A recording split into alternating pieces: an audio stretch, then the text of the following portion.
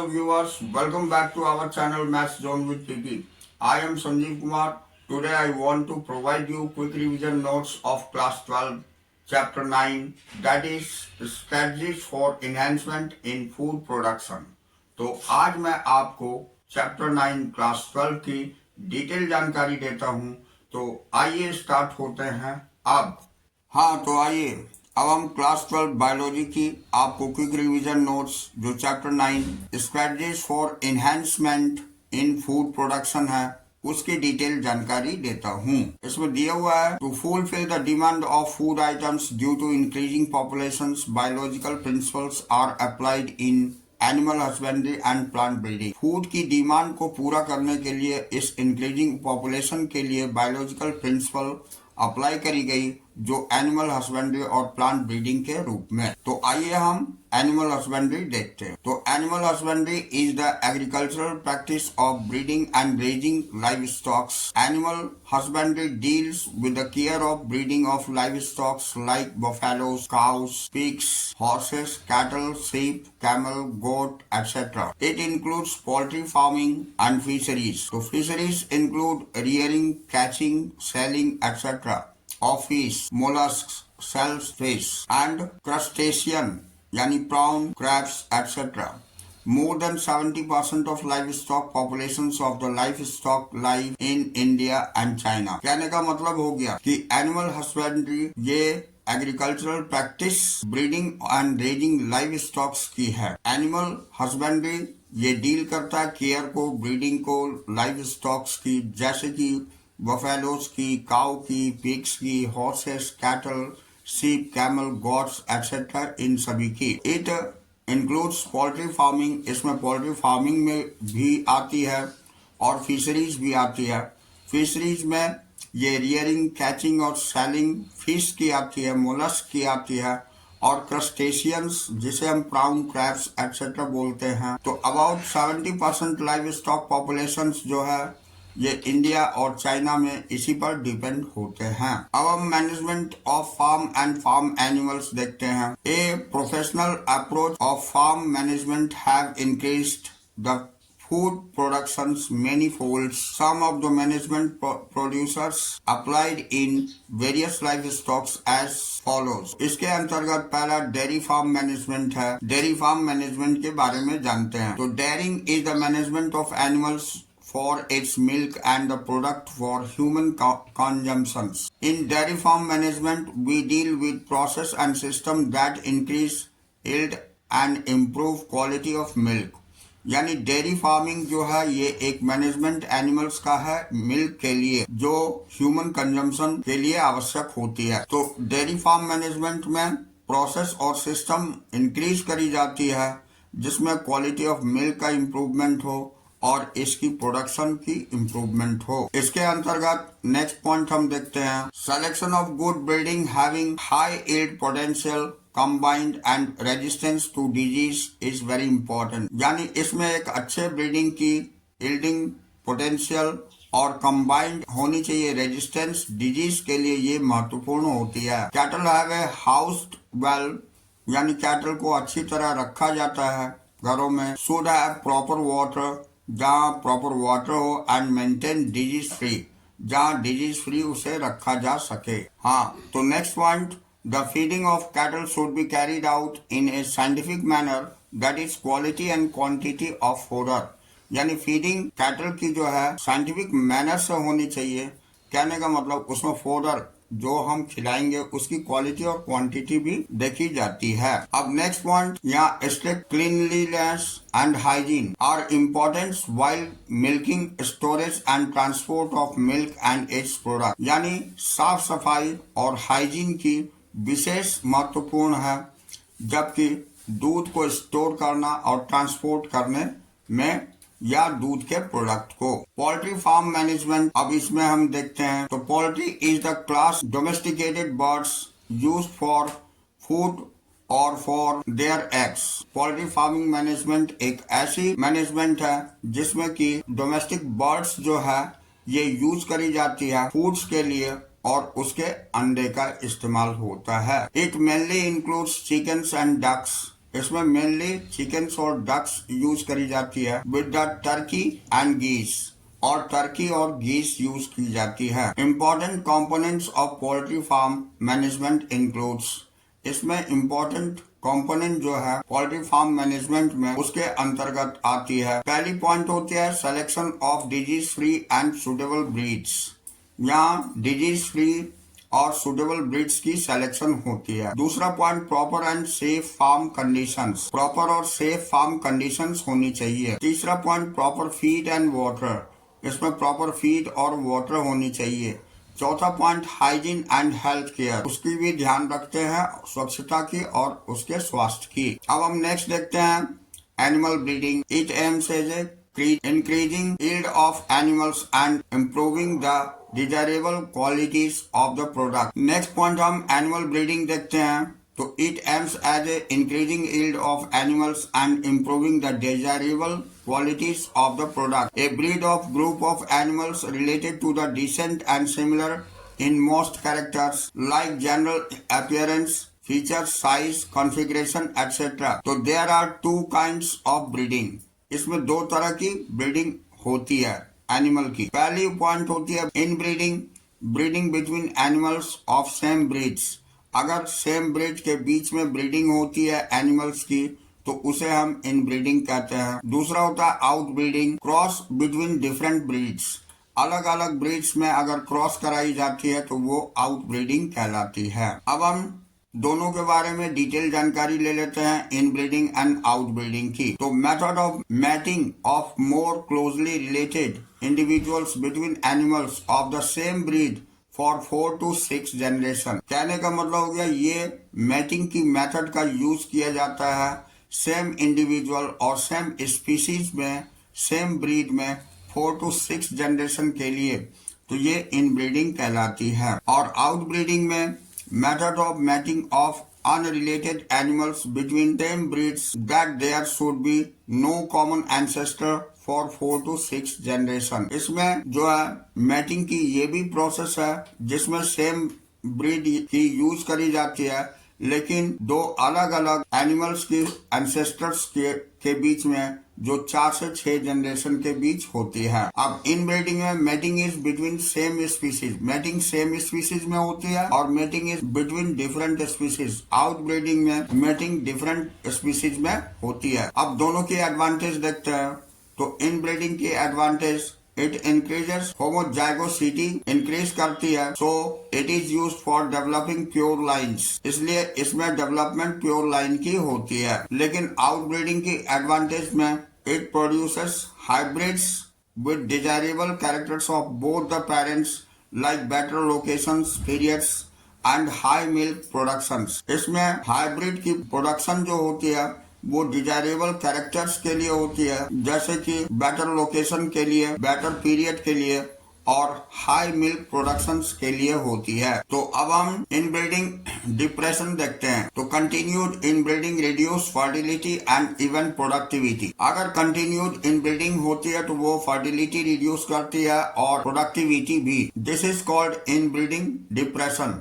इसी को हम इनब्रीडिंग डिप्रेशन बोलते हैं। Whenever this becomes a problem, selected animals of the breeding population should be mated with related superior animals of the same breed. This usually help restore fertility and yield। तो कहने का मतलब हो गया कि ये जो इनब्रीडिंग डिप्रेशन है ये एक प्रॉब्लम हो सकती है, लेकिन इसी में सुपर एनिमल्स की अगर ब्रीडिंग करवाते हैं पॉपुलेशन के आधार पर मेटिंग से, तो सेम ब्रीड के बीच में, तो ये फिर से फर्टिलिटी को रिस्टोर करती है। अब यहाँ देखिए फ्लो चार्ट में हमें दिखाया गया है ब्रीडिंग ये दो टाइप की है, इन ब्रीडिंग एंड आउट ब्रीडिंग। तो ये बिटवीन सेम स्पीसीज होते हैं सेम ब्रीड के बीच में, और बिटवीन डिफरेंट ब्रीड के बीच में होता है, यानी डिफरेंट स्पीसीज के बीच। अब आउट ब्रीडिंग आउट क्रॉसिंग होती है, क्रॉस ब्रीडिंग होती है, और ये इंटर पेरियोडिक हाइब्रिडाइजेशन होती है। अब हम आउट ब्रीडिंग के बारे में डिटेल जानते हैं। तो आउट ब्रीडिंग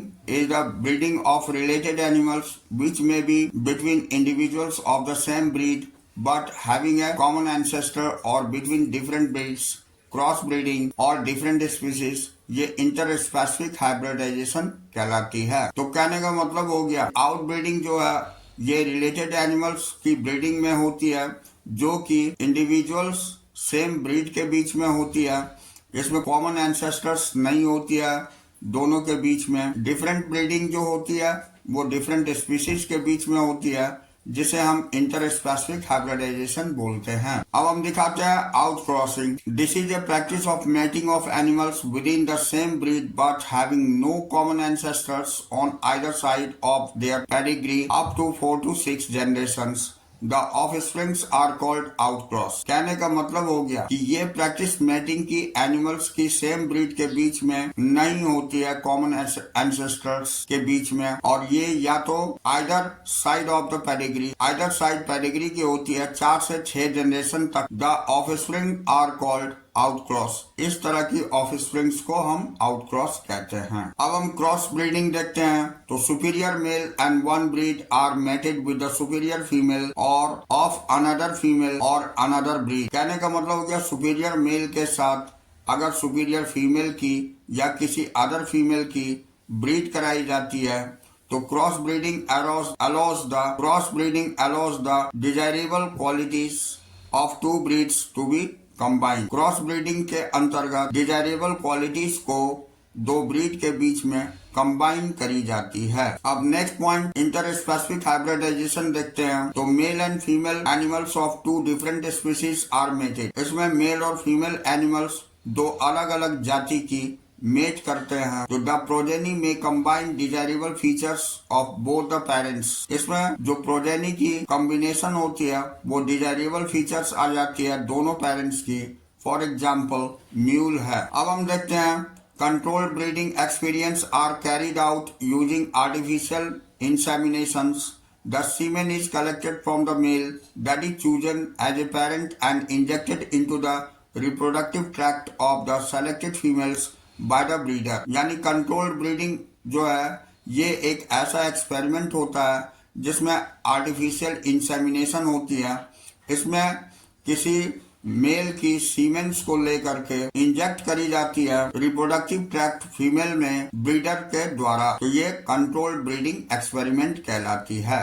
अब multiple ovulation embryo transfer technology हम देखते हैं, जिसको MOET बोलते हैं। तो it is use to increase the success rate of artificial insemination. ये इंक्रीज करने के लिए आर्टिफिशियल इंसेमिनेशन की होती है। In this method a cow is administered hormone FSH induce follicular maturation and super ovulation.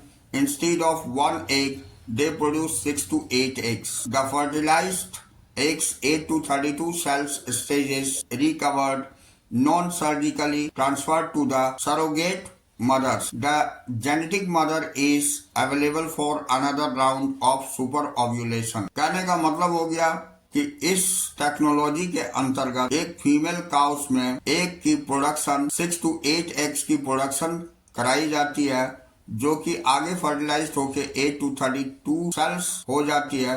इसकी रिकवरी विदाउट सर्जिकल ये transfer कर दी जाती है सरोगेट मदर्स में, और ये जेनेटिक मदर जो है अवेलेबल होती है अनदर राउंड में फिर सुपर ओव्यूलेशन के लिए। अब हम बी कीपिंग देखते हैं, जिसे हम मधुमक्खी पालन बोलते हैं। तो बी कीपिंग और एपीकल्चर, इसे एपीकल्चर भी बोला जाता है, is maintenance of hives of honey bees for the production of Honey.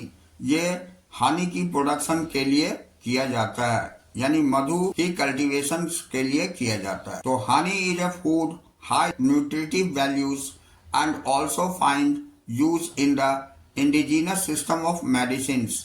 It also produce bees wax. तो हनी भी ये एक फूड बहुत ही ज्यादा इसमें न्यूट्रिटिव वैल्यू पाई जाती है और ये इंडिजिनस सिस्टम में मेडिसिन के तरह काम करती है, और इसके अंतर्गत बीज वैक्स की भी प्रोडक्शन करने के लिए किया जाता है। अब the most common species of honey bee is Apis indica. सबसे कॉमन स्पीसीज हनी बी की है एपिस इंडिका।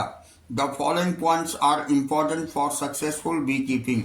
यानी नीचे दिए गए पॉइंट्स हैं जिससे कि सफलतापूर्वक हम बी कीपिंग कर सकते हैं। तो आइए इसे देखते हैं। इसमें पहला पॉइंट है knowledge of the nature and habits of bee. या नॉलेज और नेचर और हैबिट्स बीज की जानकारी होनी चाहिए। Selection of suitable locations for keeping the bee hives, और सिलेक्शन होना चाहिए सुटेबल लोकेशंस की जहाँ पर बी हाइव्स को रखा जाए। कैचिंग और हाइविंग स्वॉर्म्स की होनी चाहिए। Management of bee hives during different seasons, अलग अलग सीजन में बी हाइव्स की मैनेजमेंट भी होनी चाहिए। Next point, handling and collection of bee and the bee wax, और हैंडलिंग और कलेक्शन होनी चाहिए हनी की और बी वैक्स की। तो ये सारे सक्सेसफुल इम्पोर्टेंट पॉइंट्स थे जिसका हमें ध्यान रखना पड़ता है बी कीपिंग में। और छठा पॉइंट है keeping bee hives in crop fields during flowering periods increase pollination efficiency and improve the yield. Bee hives जो है ये क्रॉप फील्ड में रखी जाती है फ्लावरिंग पीरियड्स के समय में, जिससे कि पॉलिनेशन आसानी से हो सके। अब हम आते हैं नेक्स्ट पॉइंट फिशरीज में। तो fishery is an industry development to catching, processing and selling of fish, shell fish और द एक्वेटिक एनिमल्स। तो कहने का मतलब हो गया कि फिशरीज ये एक इंडस्ट्री डिवोटेड है कैचिंग फिश के लिए, प्रोसेसिंग के लिए और सेलिंग फिश के लिए। ये शेल फिश के लिए होता है और अदर एक्वेटिक एनिमल्स के लिए होता है। अब fresh water fishes which are very common include catla, rohu and common carp. तो common marine fishes are hilsa, sardines, mackerel and pomfrets. अब हम देखते हैं different techniques have been applied to increase productions like aquaculture and pisciculture. Blue revolution is implemented to increase fish production. कहने का मतलब है अलग अलग तकनीक जो है ये अप्लाई करी गई ये एक्वाकल्चर और पिसिकल्चर के प्रोडक्शन के लिए, जिसमें ब्लू रिवोल्यूशन जो है ये इम्प्लीमेंट करी गई थी फिश प्रोडक्शन को इंक्रीज करने के लिए। तो आइए हम अब देखते हैं पिसिकल्चर एंड एक्वाकल्चर क्या है। तो pisciculture it is a process of growing fish and selling it or using its products for domestic or commercial use. Fish can be grown both in salt water or fresh water. Pisciculture हम उस process को करते हैं जिसमें fish grow करा जाता है और सेल किया जाता है। इसमें प्रोडक्ट्स डोमेस्टिक और कॉमर्शियल यूज के लिए किया जाता है। फिश जो है दोनों ही तरह के पानी में ग्रो किया जाता है, ये साल्ट वाटर और फ्रेश वाटर दोनों में। अब हम एक्वाकल्चर देखते हैं।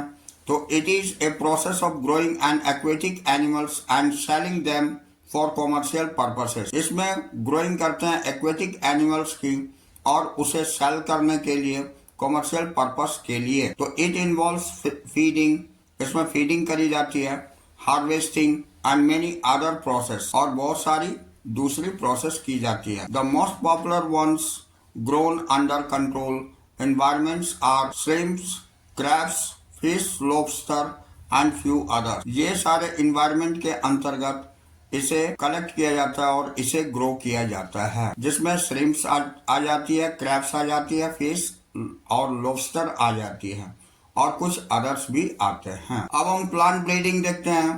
तो plant breeding is the purposeful manipulation. Plant breeding is the purposeful manipulation of plant species in order to create desired plant species in order to create desired plant type and the better suited for cultivation, give better yield and the disease resistant. यानी plant breeding हम उसे कहते हैं जिसमें plant species की ये जो है डेवलपमेंट करी जाती है, प्लांट स्पीसीज की क्रिएट करी जाती है डिजायर्ड प्लांट टाइप्स के लिए, जो बेटर सूटेड कल्टीवेशंस के लिए भी होती है और जिसकी बेटर यील्डिंग होती है और जो डिजीज रेजिस्टेंट होती है। अब हम classical plant breeding involves crossing and hybridization of pure lines followed by artificial selection to produce plant and desirable traits of higher yield, nutrition and resistance to disease. Classical plant breeding के अंतर्गत crossing hybridisation की होती है pure lines की, जिसको follow करी जाती है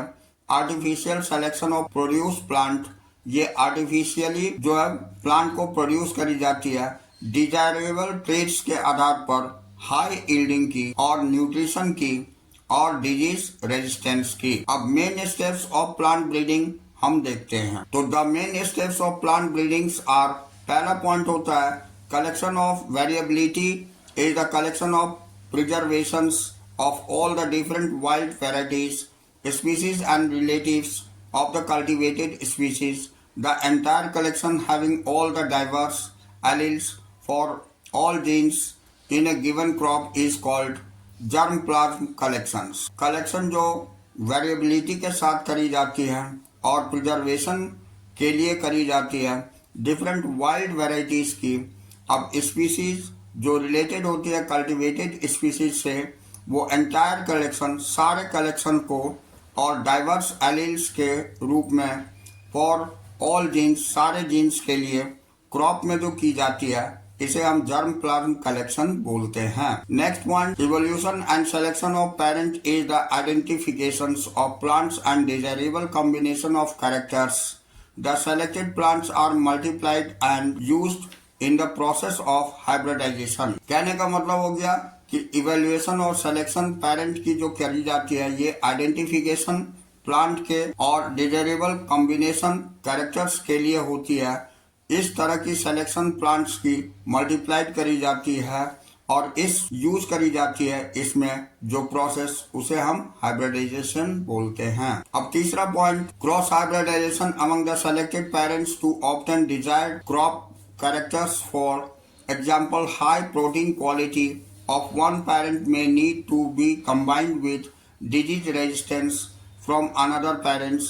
This is possible by cross hybridizing the two parents of produce hybrids that genetically combine and desired character in one plant. कहने का मतलब हो गया कि क्रॉस ब्रीडिंग अगर हम सेलेक्टेड पेरेंट्स की करते हैं क्रॉप कैरेक्टर्स को ऑब्टेन करने के लिए, जैसे एग्जाम्पल में हाई प्रोटीन क्वालिटी किसी एक पेरेंट्स की हमें आवश्यक होती है कंबाइन करने के लिए डिजीज रेजिस्टेंस अनदर पेरेंट्स के साथ में, तो ये पॉसिबल होता है क्रॉस ब्रीडिंग के द्वारा दो पेरेंट्स के बीच में जो प्रोड्यूस करती है हाइब्रिड्स को जेनेटिकली, इसमें कंबाइन होती है डिजायर्ड कैरेक्टर की एक प्लांट की। अब next point, selection of and testing of superior recombinants। ये selection and testing of superior recombinants देखते हैं। तो the selection process is crucial to the success of the breeding objectives and requires careful scientific evaluations of the progeny. This step yields plants that are superior to both the parents। इसमें हम इस recombination के अंतर्गत हम इस तरह की breeding करवाते हैं और इसमें जो है एक सुपीरियर पेरेंट्स की सिलेक्शन होती है और साइंटिफिक इवोल्यूशंस होती है इस प्रोजेनी की, जिसके अंतर्गत प्लांट की सुपीरियरिटी लेते हैं हम पेरेंट्स की। अब नेक्स्ट है testing. Next point, testing, releasing and commercialization of new cultivators. इसमें टेस्टिंग, रिलीजिंग और कॉमर्शियलाइजेशंस नए कल्टीवेटर्स के द्वारा होता है। तो the newly selected lines are evaluated for their yield and other agronomic traits of quality, disease resistance etcetera. इसके अंतर्गत ये टेस्ट होती है और रिलीज होती है कॉमर्शियलाइजेशन न्यू कल्टीवेटर्स के लिए। तो इसमें न्यू सेलेक्टेड लाइन्स जो होती है वो इवेल्युएट करती है हमारे एग्रोनॉमिक ट्रेट ऑफ क्वालिटी को, ये डिजीज रेजिस्टेंस को। अब जैसे व्हीट एंड राइस है तो production of wheat and rice increase tremendously between 1960 to 2000 due to introduction of semi dwarf varieties of rice and wheat. तो इसमें प्रोडक्शन व्हीट और राइस की इंक्रीज हुई थी बहुत ही ज्यादा 1960 से 2000 तक। इसमें इंट्रोड्यूस करी गई थी सेमी ड्वार्फ वैरायटी राइस की और व्हीट की, दोनों की। अब हम इसके पॉइंट्स देखते हैं। तो in 1963 several varieties such as Sonalika and Kalyan Sona which were very yielding and disease resistant were introduced all over the wheat growing field of India। 1963 में कुछ वैरायटी जो सोनालिका के नाम से और कल्याण सोना के नाम से जाना जाता था, ये हाई यील्डिंग वैरायटी थी जो डिजीज रेजिस्टेंस थी, वो इंट्रोड्यूस किया गया था इंडियन फील्ड में ग्रो करने के लिए, व्हीट ग्रो करने के लिए। अब दूसरे पॉइंट देखते हैं, semi dwarf rice variety were derived from. तो नेक्स्ट पॉइंट हमारी Semi-dwarf rice varieties were derived from IR8 and Tachung Native 1. Next variety जो dwarf rice varieties थी ये derived हुई थी IR8 के रूप में और Tachung Native 1 were introduced in 1966. ये इंट्रोड्यूस करी गई थी 1966 में इंडिया में। अब later better yield semi dwarf varieties Jaya and Ratna were developed in India, यानी बाद में ये सेमी ड्वार्फ वैरायटी जो है ये जाया और रत्ना के नाम से इंडिया में डेवलप हुई। अब हम शुगर कैन देखते हैं। Saccharum barberi and Saccharum officinarum were cross to get the desirable qualities of high yield, thick stem, high sugar and ability to grow in the sugarcane areas of North India। कहने का मतलब हो गया कि saccharum barberry और saccharum officinarum ये दोनों varieties को क्रॉस करी गई और इसमें डिजायरेबल क्वालिटी हाई यील्ड की जिसमें थिक स्टेम हो और हायर शुगर क्वालिटी हो, ये एबिलिटी ग्रो करी गई थी शुगर कैन में नॉर्थ इंडिया में। अब नेक्स्ट मिलेट है hybrid maize, jowar and bajra developed in India. यहाँ पर हाइब्रिड मेज और ज्वार और बाजरा का डेवलप इंडिया में हुआ था। तो these varieties are high yielding and resistance to water stress. ये हाई यील्डिंग वेराइटी थी और रेजिस्टेंस वाटर स्ट्रेस की थी। अब plant building for disease resistance हम देखते हैं। तो several fungal, bacterial and viral pathogens affect the yield and quality of plant products. The minimize this loss disease resistance varieties were developed. Breeding is carried out by conventional method और by mutation breeding. तो कहने का मतलब हो गया fungal, bacterial और viral pathogens से effect जो यील्ड होती थी वो क्वालिटी को प्लांट प्रोडक्ट के अंतर्गत मिनिमाइज करने के लिए लॉस डिजीज रेजिस्टेंट वैरायटी को डेवलप किया गया था और ये ब्रीडिंग कैरिड आउट हुई थी कन्वेंशनल मेथड के द्वारा, जिसको हम म्यूटेशन ब्रीडिंग भी बोलते हैं, इसके द्वारा हुई थी। अब हम steps for breeding disease resistant plant हम देखते हैं। इसके मेन स्टेप्स हैं। पहला selection of genome with disease resistant trait है। दूसरा mating of the selected parents है। तीसरा सिलेक्शन ऑफ सुपीरियर हाइब्रिड्स है।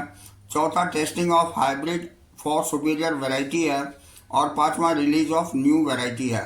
तो इन स्टेप्स को हम ध्यान रखते हैं जिससे ये डिजीज रेजिस्टेंट प्लांट हम ग्रो कर सकते। अब some crop variety bred by hybridization and selection of disease resistance to fungi, bacterial and viral disease are released। कुछ क्रॉप्स वैरायटी या ब्रीड हाइब्रिडाइजेशन की और सिलेक्शन किए थे डिजीज रेजिस्टेंट फंजाई, बैक्टीरियल और वायरल डिजीज के लिए, वो हम नीचे देखते हैं। इसमें वीट है।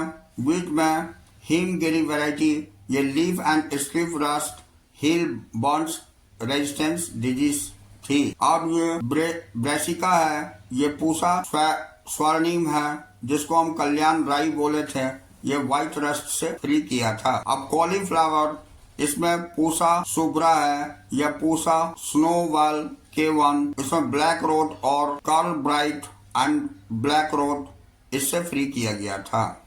अब काउपी है, इसमें पूसा कोमल है, ये बैक्टीरियल ब्लाइट को फ्री किया था। और चिलीज में ये पूसा सदाबहार है, इसमें चिली मोजैक रस्ट और tobacco mosaic virus and leaf curl से फ्री किया था। तो अब हम म्यूटेशन देखते हैं। तो mutation is the process by which genetic variations are created through change in the base sequence within gene resulting in the creations of new characters of traits not found in the parental type। So it is done by using mutations like chemicals and radiations। This process is called mutation breeding। तो mutation हम उस process को बोलते हैं जिसमें genetic variations create करी जाती है और इसमें चेंजेस होती है बेस सीक्वेंस की जीन्स में और resulting the creation of new characters, जिससे नए कैरेक्टर्स की क्रिएशंस होती है, या trait not found in the parental type, या वैसे ट्रेट्स की क्रिएशंस होती है जो कि पेरेंटल टाइप में नहीं पाई जाती है। It is done by using mutants. ये किया जाता है म्यूटेंट्स का यूज करके, लाइक केमिकल्स और रेडिएशंस। इसमें केमिकल और रेडिएशंस की यूज करके इसी प्रोसेस को हम म्यूटेशन ब्रीडिंग बोलते हैं। अब जैसे कि इसमें पहला पॉइंट देखते हैं, moong beans resistant to yellow mosaic virus and powdery mildew were introduced by mutations.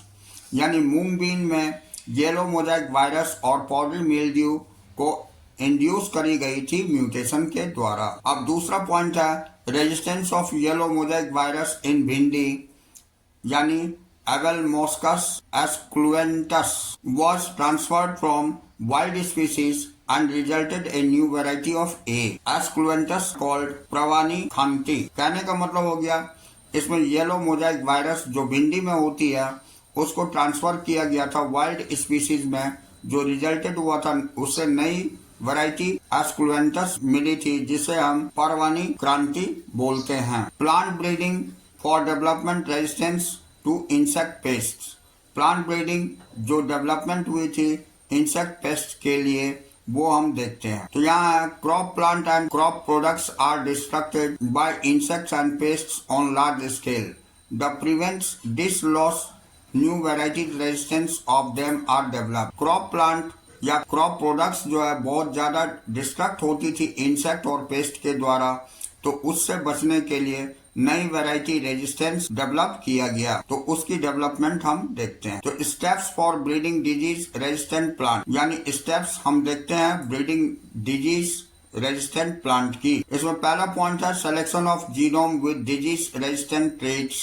दूसरा पॉइंट है मेटिंग ऑफ सेलेक्टेड पेरेंट्स। तीसरा पॉइंट है सिलेक्शन ऑफ सुपीरियर हाइब्रिड्स और चौथा पॉइंट है testing of the hybrid for superior variety. तो इन सारे steps को लेकर के हम डिजीज रेजिस्टेंट प्लांट को डेवलप कर सकते हैं। और इसमें पांचवा पॉइंट है release of the new variety, नई वेराइटी की रिलीज कर। तो यहाँ पर हम देख सकते हैं इसमें ब्रेसिका, जिसको हम रैपसीड मस्टर्ड बोलते हैं, इसमें ये वेराइटी है पूसा गौरव की, और पूसा गौरव वेराइटी है। और इंसेक्ट पेस्ट इसमें एफिड्स डेवलप किया गया था। अब फिएट बीन इसमें पूसा सैम 2 और पूसा सैम 3 थी, जिसमें कि इंसेक्ट पेस्ट के रूप में डेवलप किया गया। ये जेसाइड्स, एल्फिड्स एंड फ्रूट बोरर। ये ओकरा जिसे विंडी बोलते हैं, इसमें पूसा सावंत, ये पूसा A4, इसमें सूट एंड फ्रूट बोर को डेवलप किया गया था। अब हम नेक्स्ट पॉइंट देखते हैं, ये बायो फोर्टिफिकेशंस। तो breeding crops of high level of vitamin and minerals और higher protein and healthier fats, breeding for improvement nutritional quality have followed objectives of the improving. यानी बायो फोर्टिफिकेशंस हम breeding करते हैं crop की जिसमें high level की vitamin and mineral हो, करने वाला न्यूट्रिएंट्स के लिए किया जाता है, और प्रोटीन और हेल्थियर फैट्स हो। तो इस ब्रीडिंग को इम्प्रूवमेंट करने के लिए न्यूट्रिशनल क्वालिटी की ऑब्जेक्टिव्स को इम्प्रूव करने के लिए किया गया था। अब इसके मेन पॉइंट्स हम देखते हैं। तो प्रोटीन कंटेंट एंड क्वालिटी होनी चाहिए, oil content and quality, vitamin content और micro nutrient and mineral content, ये सारे के इम्प्रूवमेंट के लिए किया गया। अब हम यहाँ देखते हैं Atlas 66 having the high protein content had been used for the donor for improving cultivated wheats। ये एटलस 66 इसी के लिए किया गया था। अब IARI new Delhi has released many varieties of vegetables crops rich in vitamins and minerals like vitamin A in enriched carrot, spinach and pumpkins, and vitamin C enriched bitter gourd, ये बथुआ, mustard, iron and calcium enriched spinach and बथुआ, and protein enriched bean, broad, lab, French and garden peas, इन सब में किया गया था। अब हम सिंगल सेल प्रोटीन देखते हैं। तो SCP ये alternate source of protein for animal and animal nutrition. Microbes are grown on industrial scale as a source of good protein. Microbes की डेवलपमेंट किए थे इंडस्ट्रियल स्केल पर, इसमें अच्छी प्रोटीन पाई जाती है। तो microbes like spirulina called the grown easily on material like wastewater from potato processing plant having starch, molasses, animal manure and even sewage to produce large quantity and can serve as food rich in protein, minerals, fats, carbohydrates and vitamins. अब हम next point देखते हैं। ये methylophilus और methylotrophus has high rate of biomass productions and growth. It can be expected to produce 25 tons of protein by 250 grams of micro organism. तो ये 250 ग्राम micro organism से 25 ton protein produce करी जा सकती है। वो मिथाइलोफाइलस और मिथाइलोट्रोफस से किया जाता है। ये high rate of biomass productions होती है। अब हम टिश्यू कल्चर देखते हैं। तो tissue culture, the capacity of generate whole plants from any cells explant is called totipotency. The thousands of plants can be produced from the explants in short interval of time using suitable nutrients, medium, aesthetic conditions and use of phytohormone. ये phytohormones, this method of producing thousands of plants is called micropropagations. Each of these plants will be genetically identical to the original plant from which they are grown, that is they are soma clones. Many important food plants like tomato, banana, apples. तो कहने का मतलब हो गया कि capacity जो generate करते हैं होल प्लांट्स में या सेल के द्वारा ये एक्सप्लेंट होती है, इसको हम टोटिपोटेंसी बोलते हैं। इसमें थाउजेंड्स ऑफ प्लांट यानी हजारों प्लांट प्रोड्यूस करती है एक्सप्लांट्स के रूप में। शॉर्ट इंटरवल में इसको प्रोड्यूस करी जा सकती है। टाइम यूजिंग सुटेबल न्यूट्रिएंट्स, और इसमें सुटेबल न्यूट्रिएंट, मीडियम और एस्थेटिक कंडीशंस यूज करी जाती है फाइटोहॉर्मोन्स के द्वारा। अब this method of producing thousands of plant, इस मेथड के द्वारा हजारों प्लांट में माइक्रो प्रोपगेशंस होती है। प्रत्येक प्लांट जेनेटिकली आइडेंटिकल होती है ओरिजिनल प्लांट के रूप में। वे आर ग्रोन यानी ग्रो किया गया, इसको हम सोमा क्लोन्स बोलते हैं। और बहुत सारे इंपॉर्टेंट फूड प्लांट्स में ये किया गया, जैसे टोमेटो, बनाना और एप्पल में। तो ये टिश्यू कल्चर कहलाती है। अब हम मेरिस्टेम कल्चर देखते हैं। तो the recovery of healthy plants from disease plants can be done by meristem culture.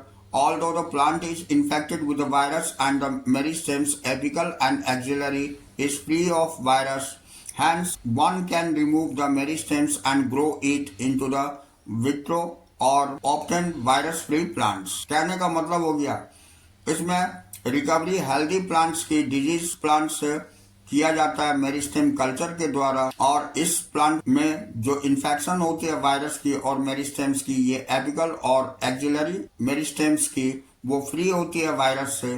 और इस तरह रिमूव करते हैं हम मेरिस्टेम्स को और ग्रो कर लेते हैं विट्रो और ऑप्टेंट वायरस फ्री प्लांट्स को। अब हम सोमेटिक हाइब्रिडाइजेशन देखते हैं। तो सोमेटिक हाइब्रिडाइजेशन में हमारी है isolation of single cell from their plants and after digesting their cell wall, fusing the cytoplasm of the two different varieties is called somatic hybridization and these hybrids are called somatic hybrids. कहने का मतलब हो गया कि single cell की isolation के द्वारा जो प्लांट की आफ्टर डाइजेशन, सेल वॉल की डाइजेशन के बाद जो होती है, ये फ्यूजिंग साइटोप्लाज्म की फ्यूजन हो जाती है दो अलग अलग डिफरेंट वेराइटीज में, इसको हम सोमेटिक हाइब्रिडाइजेशन बोलते हैं। और ये हाइब्रिड्स सोमेटिक हाइब्रिड्स कहलाती है, जो कि यहाँ फिगर्स में दिखाई गई है। तो इस तरह आप यहाँ फिगर में देख करके इसकी जानकारी ले सकते हैं। यहाँ पर हमारी चैप्टर समाप्त होती है। तो that's all this chapter. We will meet again on the next class.